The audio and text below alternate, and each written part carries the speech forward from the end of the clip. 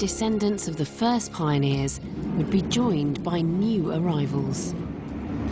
About 10% of Europeans living today are descended from those ancient pioneers who shared the continent with the Neanderthals. But what about the rest of us? Well, our genes tell us that after the Neanderthals disappeared, there was a second big wave of colonisation into Europe, and some of us appear to be descended from that wave. I'd like to know where I fit in this story. I've taken a genetic test. Something anyone can do. It should be possible for me to find out if I can trace my DNA all the way back to Europa, or whether my ancestors arrived much later.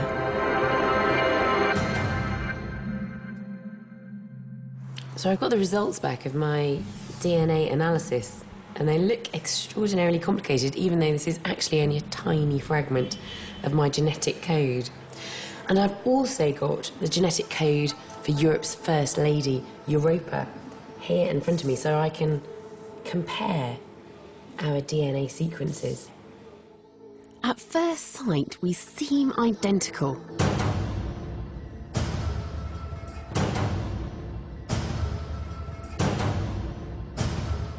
But when you look really carefully, there are some differences. They may be tiny, but they're crucial. So this means I'm not descended from Europa.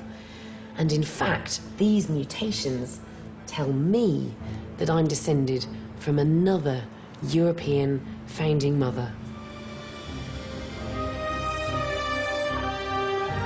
Some have called this woman Iris, and her descendants may have been part of a new wave into Europe around 25,000 years ago.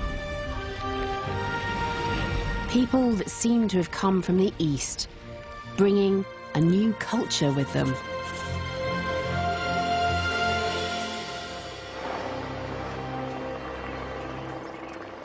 I've come to the Czech Republic,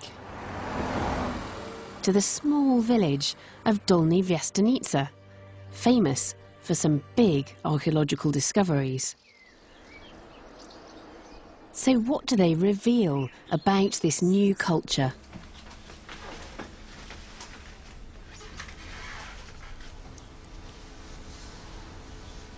Oh, that's beautiful.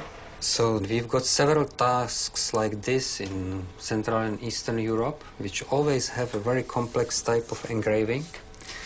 And one thing that could be suggested is that this thing could be a meandering river. Right. The way how the tusk is decorated could have had some sort of a meaning, like accessibility of the field, or good for hunting, bad for hunting. You can push mammoths through, or you cannot. So it's a map? A kind of a map. And the whole strategy of an action could be planned on a piece of ivory like that. We'll never know for sure if it was a map. But other artifacts found here are much more significant.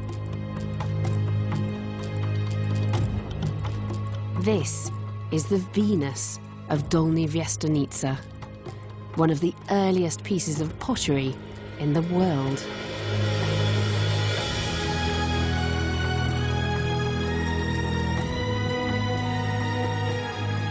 But the really exciting thing is that other Venus figurines have been unearthed all over the continent.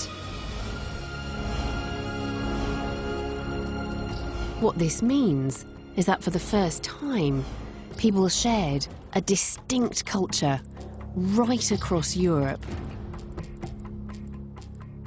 But in the next few thousand years, our European ancestors would face a threat that would almost wipe them out.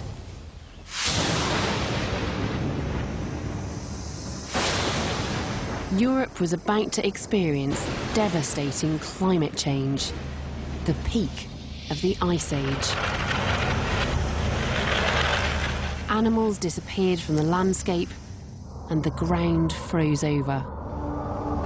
Our ancestors couldn't survive in these Arctic conditions.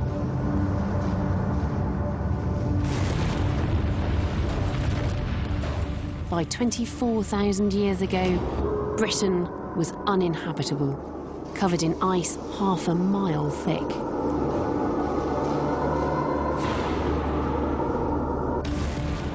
And still the ice sheets pushed further south, squeezing life from the land and almost wiping out our ancestors in Europe.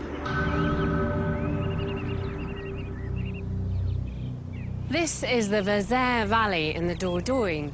During the last ice age, the hills around here would have been bound tight by frost. And with wind chill, the temperature up there could be as much as 20 degrees colder than down here in the valley, where a warmish microclimate meant life could go on. And small bands of hunter-gatherers would have huddled together to survive the long, bitter winters.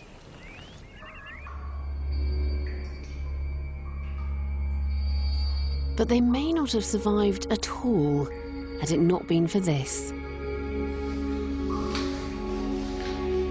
The rock shelters and caves that riddle the landscape. And deep underground, they left something that we still marvel at today.